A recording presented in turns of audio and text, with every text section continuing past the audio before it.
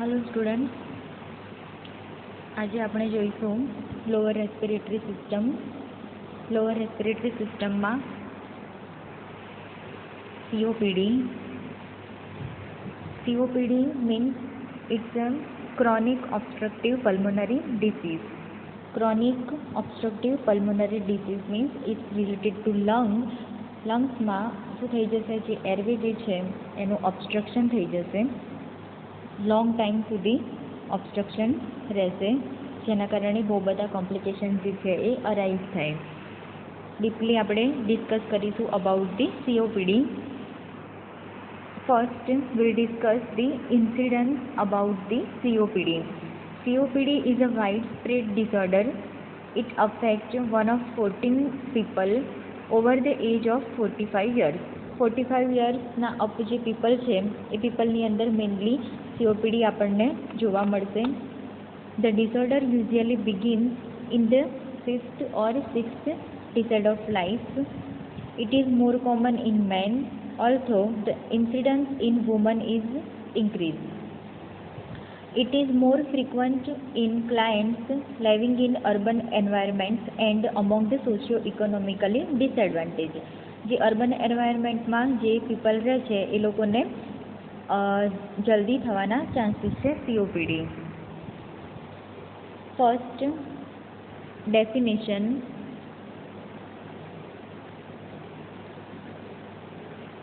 Chronic obstructive pulmonary disease is disease state characterized by airflow limitation that is not fully reversible. Chronic obstructive pulmonary જે disease છે એ ડિસીઝની અંદર શું થતું હોય કે એરફ્લો જે છે એ limitation and that is not fully reversible. Means કે જે એરફ્લો છે મેઇનલી બ્રોન્કિયોલ એન્ડ એલ્વિયોલાઈ એ બંને જે છે એ કેવું થઈ જશે, સાંકડું થઈ જશે because of long term inflammation or infection in the airway. અને એને આપણે ફુલ્લી રિવર્સિબલ ના કરી શકીએ, ફુલ્લી આપણે એને ટ્રીટ નહીં કરી શકીએ. See the difference between the normal bronchioles and narrowed bronchioles. Normal બ્રોન્ક્યોલની અંદર તમે જોઈ શકો છો કે આ જે બ્રોન્ક્યોલ જે છે એની સ્પેસ કેવી છે, બિલકુલ ઓપન છે, જ્યારે ધીસ ઇઝ ધ નેરોડ બ્રોન્ક્યોલ. નેરોડની અંદર કેવું થઈ જશે, સાંકડું થઈ જશે. તો ઓબ્વિયસલી એના કારણે જે એર જે છે એનું જે ઇન એન્ડ આઉટપુટ જે છે એ ડિક્રીઝ થશે. એલ્વિયોલસ જે છે એ બી આપણને અહીંયા જોવા મળે છે કે કેવી થઈ ગઈ છે, narrow and because of infection or inflammation એની અંદર આપણને બહુ બધા ચેન્જીસ જોવા મળે છે. તો આ હતું COPD. COPDની અંદર મેઇનલી આપણને 3 ડિસીઝ કન્ડિશન જોવા મળે. 3 ડિસીઝ કન્ડિશન ઇન્ક્લુડ થાય મેઇનલી COPDની અંદર. First is chronic bronchitis. Already discuss about the chronic bronchitis કે લોંગ ટાઈમ સુધી જે કફ હોય, બ્રોન્ક્યુલ જે છે એની અંદર આપણને ઇન્ફેક્શન જોવા મળશે. Next is એમ્ફાઇસેમા. એમ્ફાઇસેમાની અંદર બી શું થઈ જશે, જે એલ્વિયોલાઈ જે છે એ કેવી થઈ જશે, નેરોડ અને સાંકડી થઈ જશે. And third is asthma. Asthma also we discuss. અસ્થમાની અંદર શું થશે કે જે એરફ્લો લિમિટેશન જે છે, પરસિસ્ટન્ટ એરફ્લો લિમિટેશન કે જેના કારણે શું થશે કે પેશન્ટને ઇન્હાલને કરવામાં બી પ્રોબ્લેમ થતો હોય.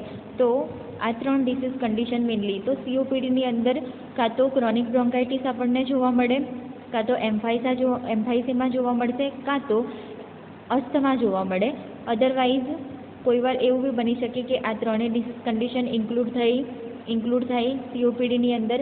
અધરવાઇઝ કોઈવાર ક્રોનિક બ્રોન્કાઇટિસ જોવા મળે એકલું, અધરવાઇઝ એમ્ફાઇસેમા જોવા મળશે. તો major disease of COPD is emphysema and chronic bronchitis are 2 main form of COPD. Each of these disease condition affecting different part of the respiratory system. કે આ જે ડિસીઝ કન્ડિશન જે છે એ રેસ્પિરેટરી સિસ્ટમની અંદર ડિફરન્ટ પાર્ટની અંદર અફેક્ટ કરશે. A person with COPD can have both emphysema and chronic bronchitis at the same time and sometime asthma also. So I already told કે જે પર્સનને COPD હોય એને કાં તો એમ્ફાઇસેમા અને chronic bronchitis at the same time હોય and sometime asthma બી જોવા મળશે. Emphysema and chronic bronchitis are two main forms of the COPD, although each of these diseases are affect in the respiratory system. તો respiratory સિસ્ટમના જે part જે છે એની અંદર શું જોવા મળશે, કોઈ બી ડિફરન્ટ પાર્ટની અંદર આ ડિસીઝ કન્ડિશન જે છે એ અફેક્ટ થશે, એના કારણે એ પાર્ટ અફેક્ટ થશે. So first emphysema. What is the emphysema? The result of long-term inflammation and damaged alveoli, means teeny air sac in the lungs. 90% of emphysema is the result of smoking. કે એમ્ફાઇસેમા જે છે એ શું છે, તો see the normal એલ્વિયોલાઈ, કે normal જે એલ્વિયોલાઈ જે છે એ આપણને અહીંયા કેવી જોવા મળે છે, અને જે એલ્વિયોલાઈ જે છે એ વિથ એમ્ફાઇસેમા કે ડેમેજ થઈ ગઈ છે. તો અહીંયા તમે જોશો કે જે એલ્વિયોલાઈ જે છે એ સરસ રીતે છે, એનું જે શેપ જે છે, એન્ડ અહીંયા કેવું જોવા મળે છે આપણને ડેમેજ એલ્વિયોલાઈની અંદર એના શેપની અંદર ચેન્જીસ જોવા મળે, એકદમ બિલકુલ બી સાંકડી થઈ ગયેલી જોવા મળે, જેના કારણે એર એન્ટર નહીં થઈ શકે. તો આ છે ડેમેજ એલ્વિયોલાઈ. મેઇનલી જે પેશન્ટ જે છે જે સ્મોકિંગ કરતા હોય એ સ્મોકિંગવાળા પેશન્ટની અંદર આપણને એમ્ફાઇસેમા વધારે જોવા મળશે. Next is chronic bronchitis. Bronchitis presence of chronic productive cough, કે 3 months અને મોર, 3 months to લઈ અને 2 consecutive year સુધી આપણને શું જોવા મળશે કે જે કફ જે છે એનું જે પ્રોડક્શન જે છે એ જોવા મળશે. The result of long term inflammation and infection in the bronchial tube, કે જેના કારણે લોંગ ટર્મ ઇન્ફ્લામેશન એન્ડ ઇન્ફેક્શનના કારણે બ્રોન્કિયલ જે ટ્યુબ છે આપણી, જે એરવે જે છે એ કેવી થઈ જશે, સાંકડી થઈ જશે, ઇન્ફેક્શન અને ઇન્ફ્લામેશન થઈ જશે. Most people with chronic bronchitis are current or past smoker. તો હિસ્ટ્રી જે છે પેશન્ટની જેને ક્રોનિક બ્રોન્કાઇટિસ હશે એને બી કેવું હશે કે સ્મોકિંગ એ સ્મોકર હશે પાસ્ટની અંદર, અથવા તો પ્રેઝન્ટમાં બી એ સ્મોક કરતો હશે. તો સી ધ ટ્યુબ, કે આ જે એરવે જે છે બ્રોન્કિયલ ટ્યુબ છે નોર્મલ જે છે એની અંદર આપણને અહીંયા જોવા મળે છે બહુ બધી સ્પેસ, અને જે બ્રોન્કાઇટિસ જે છે, જે પેશન્ટમાં બ્રોન્કાઇટિસ જોવા મળે એમાં આપણને જોવા મળશે કે જે ટ્યુબ જે છે એ કેવી થઈ ગઈ છે, બિલકુલ બી સાંકડી થઈ ગઈ છે. અહીંયા આપણને ઇન્ફેક્શન, ઇન્ફ્લામેશન, કફ બી આપણને અહીંયા જોવા મળશે. નેક્સ્ટ છે ક્લિનિકલ મેનિફેસ્ટેશન, કે COPD જે છે એના ક્લિનિકલ મેનિફેસ્ટેશન શું છે. 3 primary symptoms.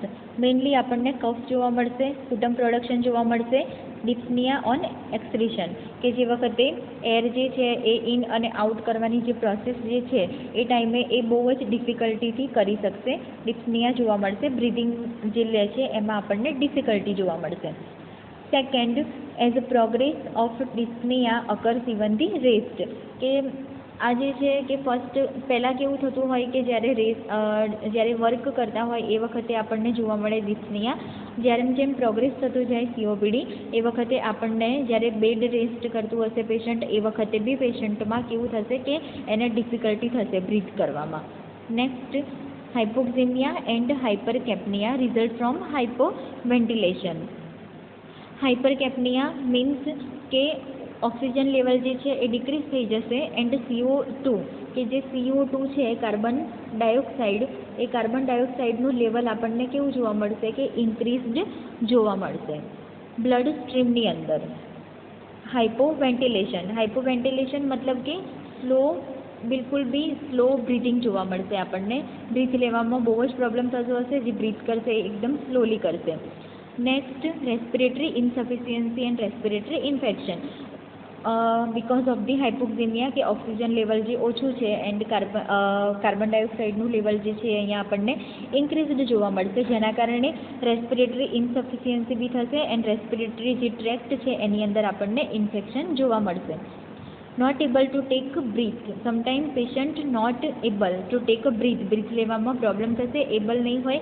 હેવીનેસ in chest, air hunger and barrel chest આપણને જોવા મળશે. બેરલ ચેસ્ટ મતલબ કે એન્ટિરિયર અને પોસ્ટિરિયર જે સાઇડ છે C the patient with barrel chest.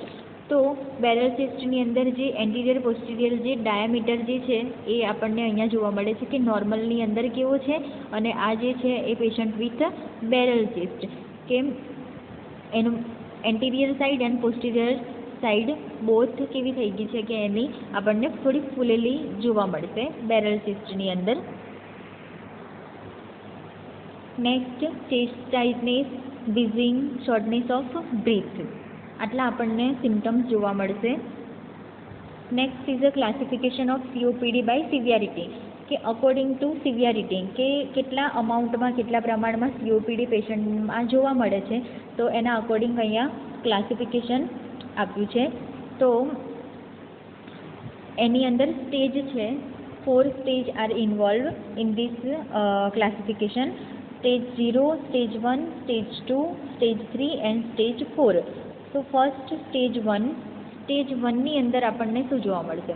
At risk, lung function normal but chronic cough and sputum production are present. અહીંયા આપણને શું જોવા મળશે કે જે લંગ્સના જે ફંક્શન છે કે બિકોઝ ઓફ જસ્ટ કે COPDનું જે સ્ટાર્ટિંગ જ થયું છે તો એ વખતે લંગનું ફંક્શન જે છે એ નોર્મલ જોવા મળશે, બટ આપણને ક્રોનિક કફ જોવા મળશે, લોંગ ટાઈમ સુધી કફ પ્રેઝન્ટ હશે અને સ્પુટમ પ્રોડક્શન બી પ્રેઝન્ટ હશે. નેક્સ્ટ છે સ્ટેજ 2. સ્ટેજ 2ની અંદર આપણને જોવા મળશે માઇલ્ડ COPD, મતલબ થોડા પ્રમાણમાં. એમાં શું થશે? માઇલ્ડ એરફ્લો લિમિટેશન જોવા મળશે, but it is a mild, usually with chronic cough and sputum production. કે યુઝ્યુઅલી એ આપણને માઇલ્ડ એરફ્લો લિમિટેશન જોવા મળશે, એની જોડે ક્રોનિક કફ અને સ્પુટમ પ્રોડક્શન બી હશે. સ્ટેજ 2 જે છે એ moderate COPD, worsening airflow limitation, usually with progressing manifestation including dyspnea on expression. કે મોડરેટ જે છે એટલે કે થોડું અહીંયા ઇન્ક્રીઝ થતું આપણને જોવા મળશે. એમાં શું થશે કે જેમ જેમ પ્રોગ્રેસ થશે એમ પેશન્ટને કફ, સ્પુટમ પ્રોડક્શન અને એની જોડે ડિસ્નિયા બી જોવા મળશે. પેશન્ટને બ્રીથિંગ ડિફિકલ્ટી થવાનું બી સ્ટાર્ટ થઈ જશે. સ્ટેજ 3 સિવિયર COPD, કે સ્ટેજ 3 જે છે એ સિવિયર COPD છે. એની અંદર શું થશે? Further વર્ઝનિંગ of the airflow limitation, કે આપણને થોડું વધારે પ્રમાણમાં એરફ્લો લિમિટેશન જોવા મળશે, કે જે એરફ્લો જે છે એ ઇન્ફેક્શન વધી જશે એમાં અને એ સાંકડી થતી જશે. ઇન્ક્રીઝ ધ શોર્ટનેસ ઓફ બ્રીથ, જેમ જેમ નેરો થતી જશે એમ શું થશે કે જે બ્રીથિંગ જે છે એ લેવામાં શું થશે? પ્રોબ્લેમ થશે પેશન્ટને. And repetitive exacerbation impacting the quality of life, જેના કારણે પેશન્ટની જે નોર્મલ ક્વોલિટી જે લાઈફ છે એમાં બી ચેન્જીસ જોવા મળશે. Stage 4 is a very severe COPD, severe airflow limitation with significantly impaired quality of life and potential life threatening exhibition. જે 4 જે સ્ટેજ છે એ સ્ટેજની અંદર એ સ્ટેજ કેવું છે કે સિવિયર પ્રમાણમાં COPD જોવા મળશે, વેરી સિવિયર પ્રમાણમાં COPD જોવા મળશે. એરફ્લો જે છે એ બી કેવું એકદમ ડેમેજ થઈ જશે, ઇન્ફેક્શન વધી જશે એન્ડ પેશન્ટને એ કન્ડિશન લાઈફ થ્રેટનિંગ કન્ડિશન બી થઈ શકશે. તો આ હતા 4 એના stage classification of the COPD according to severity. Next આપણે જોઈશું ડાયગ્નોસ્ટિક ફાઇન્ડિંગ. ડાયગ્નોસ્ટિક ફાઇન્ડિંગની અંદર ફર્સ્ટ આપણે કરીશું હિસ્ટ્રી કલેક્શન. હિસ્ટ્રી કલેક્શનની અંદર મેઇનલી આપણે જોઈશું કે પેશન્ટ પાસ્ટમાં સ્મોક કરતું હતું, કેવા એન્વાયરમેન્ટમાંથી આવે છે. Physical examination, full body examination કરીશું. ફિઝિકલ એક્ઝામિનેશનની અંદર આપણે જોઈશું પેશન્ટનું જે ચેસ્ટ જે છે એ બેરલ ચેસ્ટ જોવા મળશે, આપણને બ્રીઝિંગ સાઉન્ડ સંભળાશે, હાઈ પિચ સાઉન્ડ જે કહીએ. પલ્મોનરી ફંક્શન ટેસ્ટ કરીશું. દેન સ્પાયરોમેટ્રી, ચેસ્ટ એક્સરે, ABG એનાલિસિસ, જેની અંદર આપણને હાઇપોક્સિમિયા એન્ડ હાઇપરકેપ્નિયા કે ઓક્સિજન લેવલ જે ડિક્રીઝ છે એ અને CO2 જે છે કાર્બન ડાયોક્સાઇડ એનું લેવલ બ્લડ સ્ટ્રીમની અંદર આપણને ઇન્ક્રીઝ જોવા મળશે. સ્પુટમ સ્ટડી, સ્પુટમ જે છે એ સ્પુટમની સ્ટડી કરીશું. સ્પુટમ કલ્ચર ટેસ્ટ કરીશું. એની અંદર mainly S pneumonia and H influenza જે છે એ પ્રેઝન્ટ છે કે નહીં ચેક કરીશું. તો આ હતું diagnostic evaluation. Next is pathophysiology. Pathophysiology of COPD, કે COPDની પેથોફિઝિયોલોજી શું છે? તો first due to any etiological factor like tobacco, smoking, air pollution, and other one cause is there is a alpha 1 antitrypsin deficiency કે alpha 1 antitrypsin જે deficiency છે એના કારણે બી COPD થઈ શકે. તો first, tobacco smoke and air pollution which leads to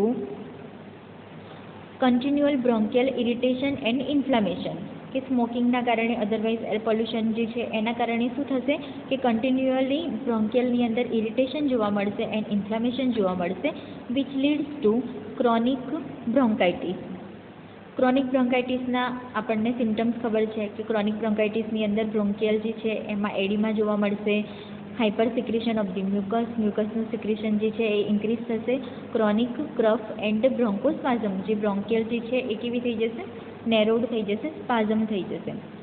અહીંયા હવે કે આલ્ફા 1 એન્ટીટ્રિપ્સિન ડેફિશિયન્સી એના કારણે શું થશે, breakdown of elastin in connective tissue of the લંગ્સની અંદર જે કનેક્ટિવ જે ટિશ્યુ છે એનું જે ઇલાસ્ટિન જે છે એ કેવું થઈ જશે, બ્રેકડાઉન થઈ જશે, જેના કારણે આપણે જોયું હતું કે નોર્મલ જે બ્રોન્કિયલ જે છે એ આપણને કેવી જોવા મળતી હતી, એકદમ લોઝ જોવા મળશે બિકોઝ ઓફ ધી ઇલાસ્ટિન જે છે એ એનું કેવું થઈ ગયું છે, બ્રેકડાઉન થઈ ગયું છે એના કારણે.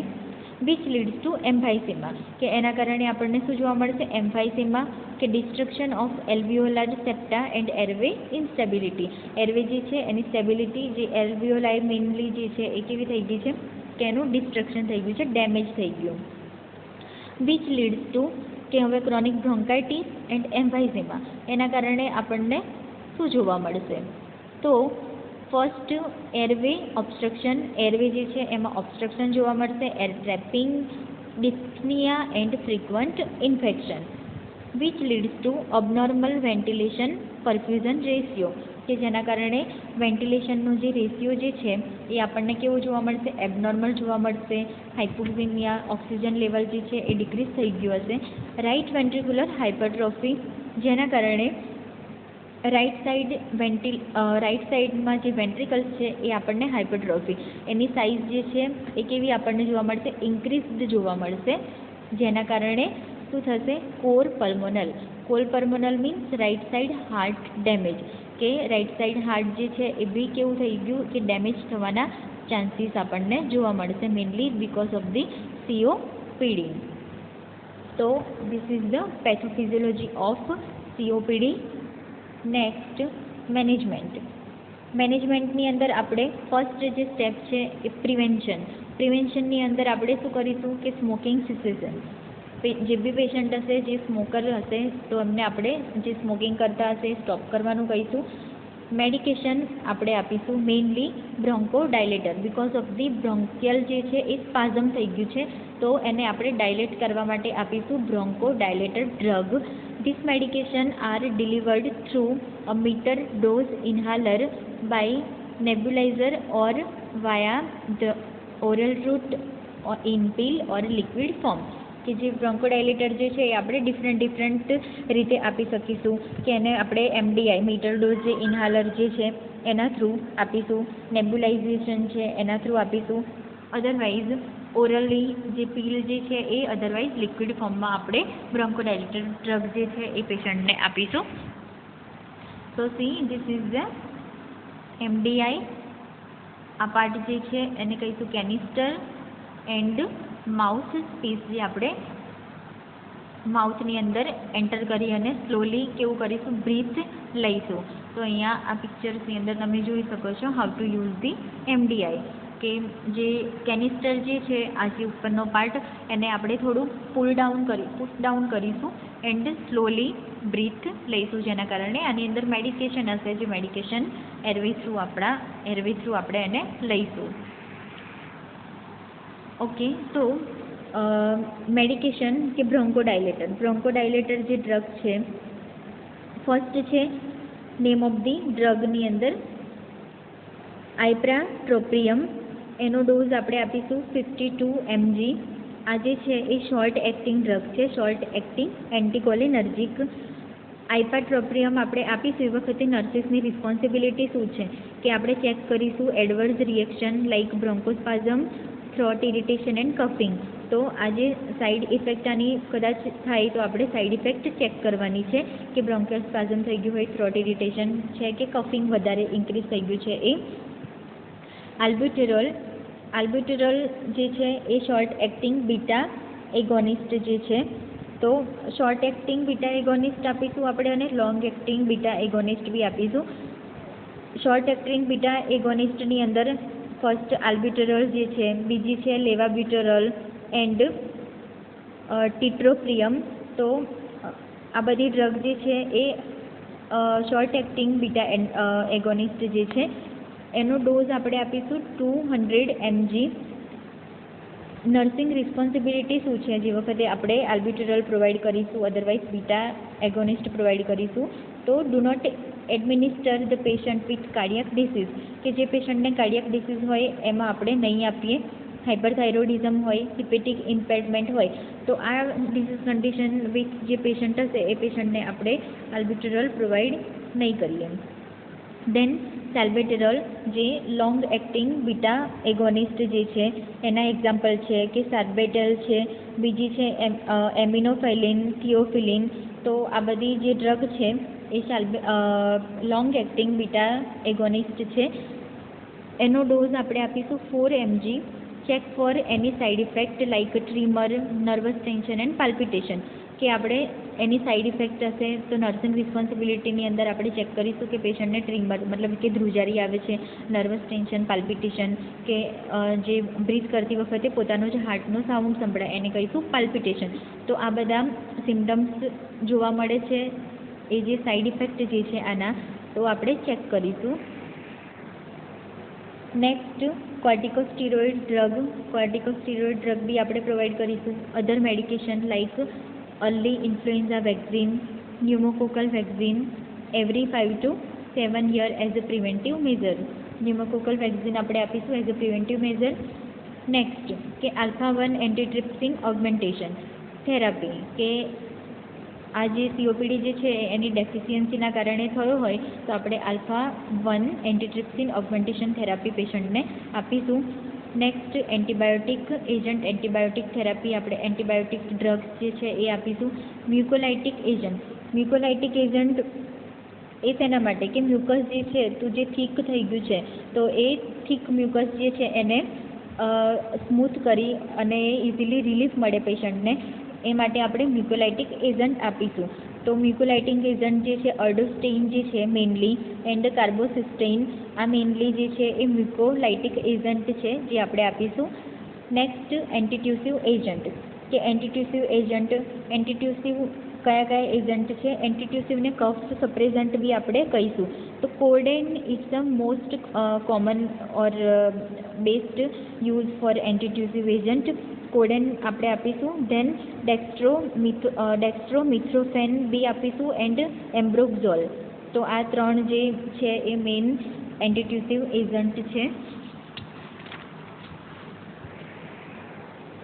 હવે નેક્સ્ટ આપણે જોઈશું કે સર્જિકલ મેનેજમેન્ટ.